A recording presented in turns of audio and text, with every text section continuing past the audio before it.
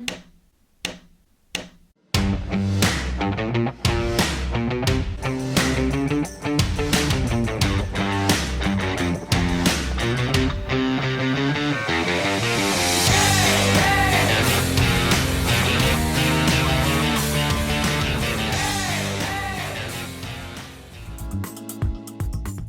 Rosie and Bill Show wish to thank our primary sponsors.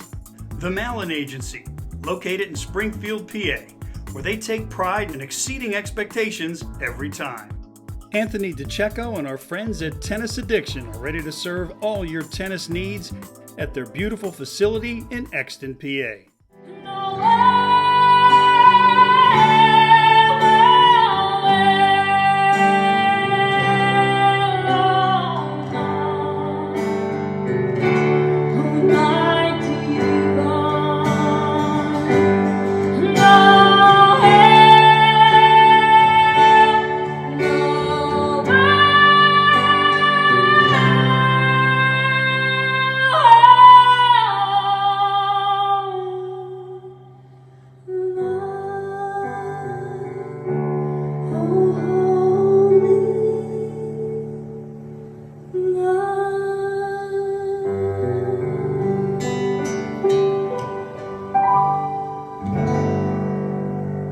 Hi, everyone. Welcome to the Rosie and Bill Show. Our guest this week caught the attention of millions of viewers on social media with her stirring renditions of timeless classics like Amazing Grace. She's been featured in People magazine, the Country Network, and American Songwriter. Please welcome to the Rosie and Bill Show a rising star with a powerful voice and a giving heart, Makenzie Phipps. Hi, Makenzie. Thank you so much for coming on the show. Well, thank you so much for meeting with me today. I really do appreciate it. Makenzie, we've got a lot that we want to talk with you about, and we thought that we'd kind of start by taking a trip to a very beautiful part of the country, that area where you were born in Bluefield, Virginia. So what was it like growing up in Bluefield, and when did music enter the picture for you? Oh my gosh. So I was born and raised in Bluefield, Virginia up until 5 months ago. I moved to Nashville here recently, but I lived there for my pretty much whole existence, 21 years. And it is just one of those towns where everybody knows everybody. And it's relatively small. It has about 5,000 people. At least that's what Google says. Who knows what it is now. But it's just one of those small towns that's very homey to me, and it always will be home, especially now that I have moved to Nashville. But I love every bit of it. Everybody's so supportive of one another, and we have such beautiful mountains out there, especially since we are on the line of West Virginia as well. So I absolutely love going back to Bluefield whenever I'm able. Well, when you were growing up there, Makenzie, when did you realize that you had a talent for singing? Well, I started singing at a very, very young age. I used to go to church with my mama every Sunday, especially when I was younger. And that's kind of where I got started into singing. I would learn different children's hymns that they taught in Sunday school. And every time we would go to church before service, I would go over to the piano and just remember songs that I had heard. And I would play on the piano by ear. And that my mama was actually the one that really could tell that I had a gift for music, and she got me into singing a lot. And my mom's side of the family, which my mama is my mom's mother, they're very musical. They like that kind of bluegrass kind of music. And my late Uncle Ronnie had actually written some songs for some artists like Johnny Cash's brother and Crystal Gale and Alison Krauss. So they're pretty musical. My mom always says they skipped a generation because she's not musical, but I've always had a very deep passion for music. Makenzie, how did you parlay all of your singing engagements as a young girl into singing the national anthems at fairs and sporting events? Oh, I started singing the national anthem, I believe, when I was 10 years old, and I got started doing that at the Princeton Rays game, which Princeton is a small city in West Virginia. And my mom was actually friends with a worker down at the stadium. And she had actually, I believe, presented to my mom and was like, has Makenzie ever sang the national anthem before? And I had not at the time. And I learned it, and I remember I went out there and I just sang my heart out. And I always tell people if I had $1 for every time I've sang that song, I could buy a new guitar. I've sang it for so many different things. And even throughout middle school and high school, I would sing for the different sports games. So it is just like permanently embedded in my head. Makenzie, I have to tell you, I've actually sang the national anthem myself at a minor league baseball game in front of about 8,000 people. And I don't know that I've ever been more nervous than singing the anthem, because that's one song where you really don't want to mess up the words. So at that young age, was it nerve-wracking at all the first few times you did it? I never really ever get nervous, especially doing the national anthem, because I've done it so many times. And honestly, anytime I do it, I kind of just like really get in the zone and just sing it. And I get done and I'm like, gosh, I hope I sang that right. Well, you know you're inspired when you can't remember anything. You know what I mean? Yes, I've sang it so many times, and I always enjoy singing it. And I always enjoy, especially nowadays, when people ask me to sing it, because I really haven't done it pretty much since I was in high school. So I love singing it, and I think it's a very beautifully written song. Now, Makenzie, Rosie talked about in the intro some of those amazing cover songs you've sung, like "Amazing Grace" and "Traveling Soldier" and so many others that you've done. And before I ask you specifically about that, I want to know, did you ever take any kind of formal singing lessons? Because your voice is about as powerful as I've heard. Well, thank you so much for that. I really appreciate it. So, since I did start singing at a fairly young age, I really had never had any kind of vocal training to learn how to sing. It just came very naturally to me. And I have met with a vocal coach here about 2 years ago, I would say now. Everything's kind of a blur at this point with the days. They all run together. But when I was going to record the set of songs I was going to do in Nashville, my producer, Sal Oliveri, had actually suggested that I meet with a vocal coach that he recommends, her name is Chanel Guyton. And he wanted me to kind of more so dip into that middle volume of my voice, because he was talking about I very much captivate with people in the front row, and I can have everybody in the room hear me with my loud belt. But he really wanted me to start working on that middle range so the people in the middle of the row could hear me. So I met with her, and she helped me a lot with that, as well as she helped me with enunciating, because I did have quite a bit of issues with that, especially when I was younger, because I had such a twang in my voice that my words just kind of ran together. But other than that, I really just taught myself how to sing and do what I know how to do, which is to sing. Sounds like you came in with a lot of power, with a lot of talent. Well, thank you. Now, when you started recording some of those cover tunes, what inspired you to pick particular ones, or what was the process like in terms of the songs that you chose? Well, to be honest with you, so I kind of pulled inspiration. My mom would actually suggest some songs for me to do. I would pick some songs, and then I had some family members that would pitch some ideas to me. And I had done Traveling Soldier just to dedicate it to those out there who have served our country. And I love doing that song at shows, and especially doing that at shows as far as honoring people out there who have served for our country.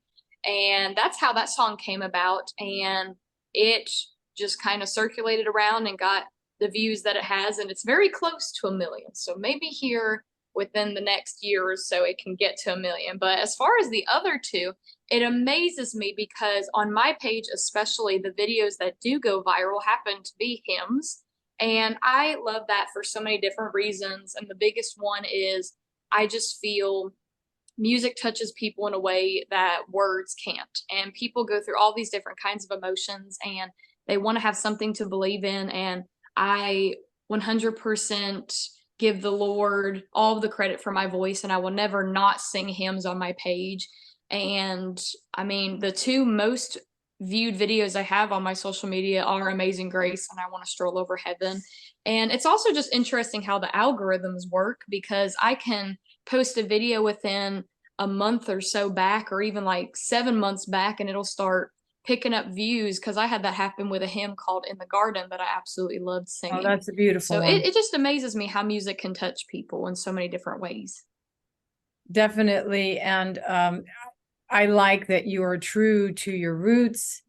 And even though you're so young, you sound like such an old soul. You're very wise. Thank you. I get that quite often. Have you had much involvement in terms of the writing of any of the songs, the originals that you put out? So far with the originals that I have put out, I co-wrote on my Christmas song. Everybody can go check that out because we're entering Yeah. holiday season and it's called Christmas Snow. And Shane and I wrote that together. He wrote Maybe. And then as far as Drag and A Little of Both, those were pitched to be by my producer, Sal Oliveri. And then You Bring the Beer, I'll Bring the Noise was written by Shane, but he wrote it about where I lived. So I very much enjoyed him even being able to captivate where I lived and put it in a song. And the new one I wrote was also written by three insanely talented songwriters. But I have been, since I've moved to Nashville, I have been getting a lot more into songwriting because I always tell people at the end of the day, everybody has that different niche that is just for them, especially in Nashville. People, they're either a songwriter at heart, they're a singer at heart, a player, you name it. And I always tell people at the end of the day, I am a singer. And I very much do enjoy songwriting and I've been getting into it a lot more, but I love singing. It's what I've always done and I don't think that's ever going to change. So I have to follow up on you talked about You Bring the Beer, I'll Bring the Noise. And I love the video, which just premiered, I think within the last few days. And I was going to ask you, is part of that shot in your hometown? Because it looks like some of it's in the studio, some maybe in Nashville, but there's some big mountains behind you in some of those scenes. And I'm thinking that's got to be Virginia, West Virginia in that background. Yes, so when I shot that video, it was so fun to do, and there were so many different places that I had to go. Believe it or not, we could not go to Virginia because it would have costed a lot more money to have went to Virginia because where I live in Nashville and where Bluefield is, it's about a 5.5 to 6 hour drive. Mm. And I've had so many things going on, especially since I've moved, that I told the videographer, I was like, I really would like for you to try to find an area that replicates my hometown the best, especially with the mountain feel. And he found that outdoor area and I absolutely loved it. I've actually had people out there, they were like, where did you shoot this at home? I want to go there. And I was like, I feel so bad because I have this song and it wasn't even shot in Virginia. But it was so fun getting to do that. And we went around so many different places and I got to go down to Broadway and it's always crazy down there. So it just made the shooting 10 times more fun. And I've gotten a lot of good feedback on the video. So I've been very fortunate and appreciative of that. Yeah, now, Makenzie, I want to talk about your new single, Life Gives You Love. And basically, I was just explaining to someone or trying to explain to someone the other day what the song sort of reminded me of. And I described it as Tennessee whiskey from Chris Stapleton meets Martina McBride's Broken Wing kind of together, in that it is bluesy, powerful, soulful. It is just, to me, that really demonstrates kind of the full range of your voice. So what was it like to record that amazing song and how's it been received thus far? Well, that is a great combination. That's the best combination I've heard so far for that song. All right. And when I went into studio and did the 6 initial songs with Sal, Life Gives You Love was probably by far the song that we had the most fun doing. It was written by 3 amazing songwriters. It was Megan Patrick, Kyle Clark, and Lance Miller. They did a fantastic job on this song. And I especially loved singing the song because a lot of people out there that have been following my musical journey for so long know me by singing country music. And although this song does still have country roots to it, it kind of has more of that soulful element. And I wanted to show my audience that I do have kind of a more diverse sound to my voice, especially when I do kind of the bluesy, soulful kind of songs. And even at my shows, I like to break out some soulful things. Like I do Tennessee whiskey at my shows. Sometimes I'll break out Ain't No Sunshine. And my all-time favorite song ever to sing, people ask me at my shows all the time, what's your favorite song to sing? And they're always shocked because I tell them that my favorite song is The House of the Rising Sun. And I do that one beyond soulful. It's just my favorite song to do, but I absolutely love recording Life Gives You Love. I've gotten amazing feedback from the song, and people out there really seem to enjoy it. So for the listeners out there, if you still have yet to hear it, go check it out. It's on all streaming platforms, and maybe you'll like it as well. Makenzie, how has being an artist affected your personal life? Has it impacted you, being in front of people all throughout your teenage years and high school? And how has that affected you with, cultivating friendships and whatnot? Does it impact you in anything but a positive way? Well, I started performing out at a fairly young age as well. I started performing out doing my own shows when I was 14 years old. So I always say 4 is kind of my lucky number. I started singing at 4 and doing my own shows at 14. But I always tell people, it's always hilarious whenever I tell people, especially when I was 14, I was probably in a lot of places I probably shouldn't have been at 14 years old, and having all of these adults asking me if I would like a beer. And I'm just like, not yet, but we'll get there one day. But the biggest downside, I would say, to being a performer, especially when I was at that age and going through high school, was a lot of my peers and family members kind of saw my music as more of an expensive hobby rather than as a career. And they're slowly starting to see that it is a career. And I've been doing it for such a long time now, but everybody pretty much throughout my entire career has been very supportive of my decision. I mean, everybody in school knew, from the people that went to school with me in elementary school to the people that I met going forward for middle school and high school. Everybody always knew that I was the girl that could sing. They could never take that away from me. People just always knew that I could sing, and I think that they did very much respect that. And I do very much appreciate the support that all of my audience has given me throughout this entire journey. And I always tell people, especially with music, is you don't have to necessarily become a big name person to make it in the music industry. I always tell people in 5 years, they always say, where would you like to see yourself in 5 years? And I always tell people the same answer. If I become a household name and everybody knows me, that is just fine. Or if I'm able to financially provide for myself and live a stable life, then I am just fine with that as well. Well, you just answered the question I was going to ask, which is, what does success look like to you? So is there anything you want to add to that? That is 100% always the answer I tell people is, I mean, it would be a dream to become a household name, like especially how Lainey Wilson has just completely paved her own way into country music. And I think that she is definitely somebody that I look up to in that aspect. And it'd be cool to be a household name one day. But like I said, if I'm able to do what I love, which is music and being able to go and perform and just make a very comfortable living for myself, then I am by all means very happy with that outcome as well. But I just am going to continue doing what I love doing, and hopefully the good Lord will have a path for me that'll pay off.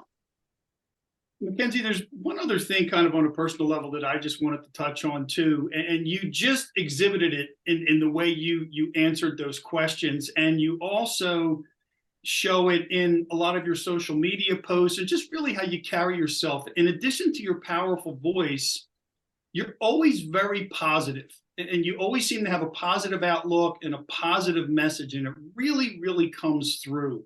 Where does that come from? Well, I've always learned that you should take every day and make it the best you possibly can. And I know some days people are going to have down days, like I do, 100%.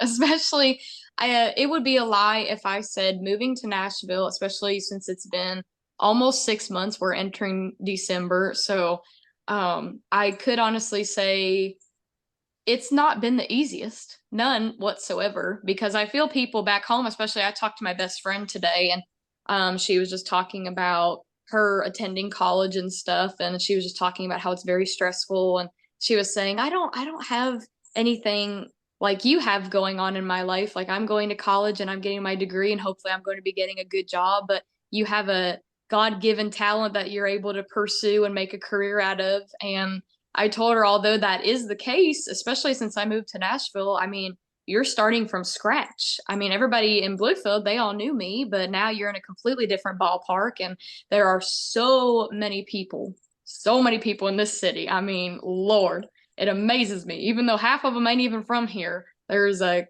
bunch of them, and I have to start forming a name for myself down here and showing people what I got, especially with my music capabilities.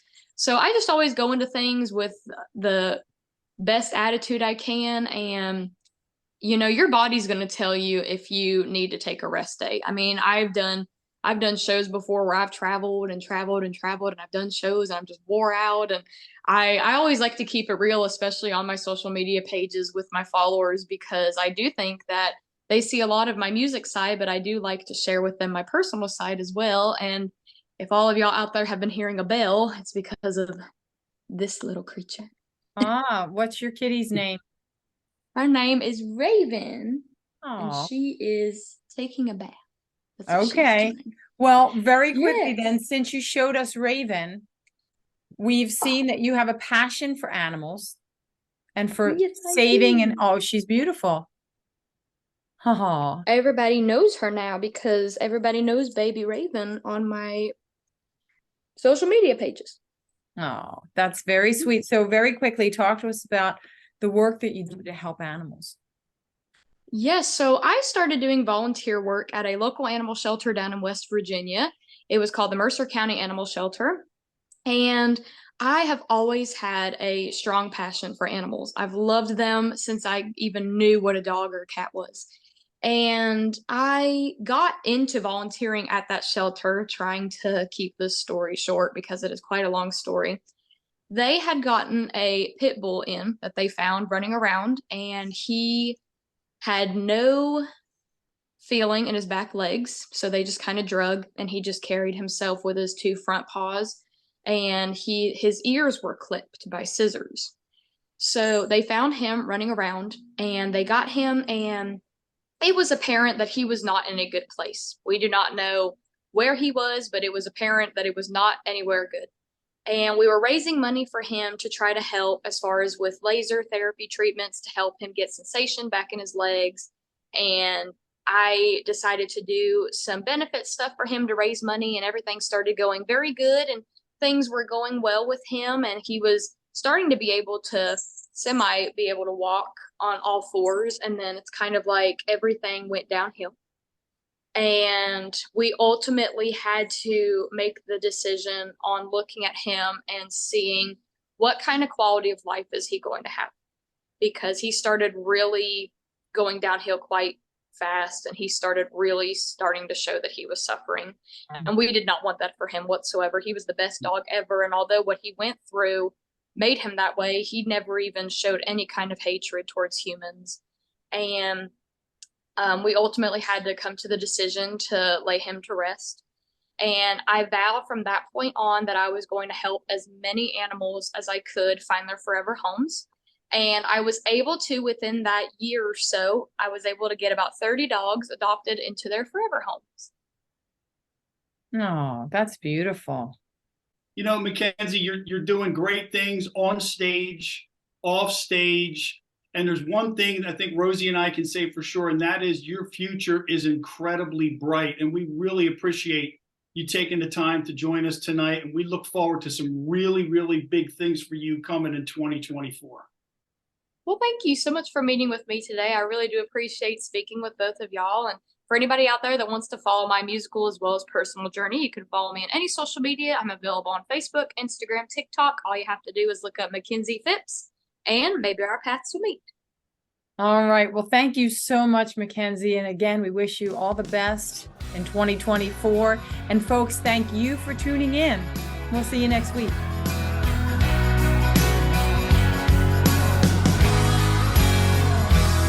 I'm from a place in the mountains of Virginia that I call home, where the moon shines clear as the water where the river flows. We've been known to get a little bit rowdy in the evening time, and there's nothing like an Appalachian starlit summer night. I'm from a small town, but I got some city dreams.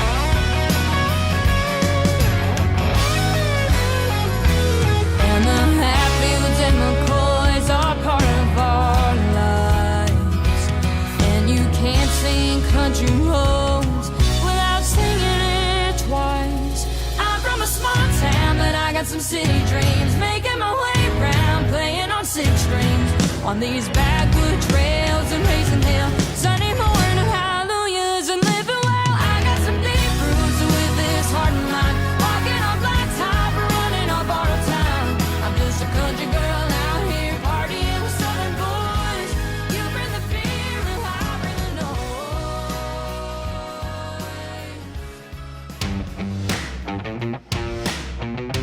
noise. This week's episode has been brought to you by Doherty & Company Insurance Services for all your business and personal insurance needs. Our friends at Tennis Addiction in Exton, PA. And the Malin Agency, where exceeding expectations is how they do business. Interested in becoming a partner in positivity? Send us an email, Rosie and Bill Show 2018 @gmail.com.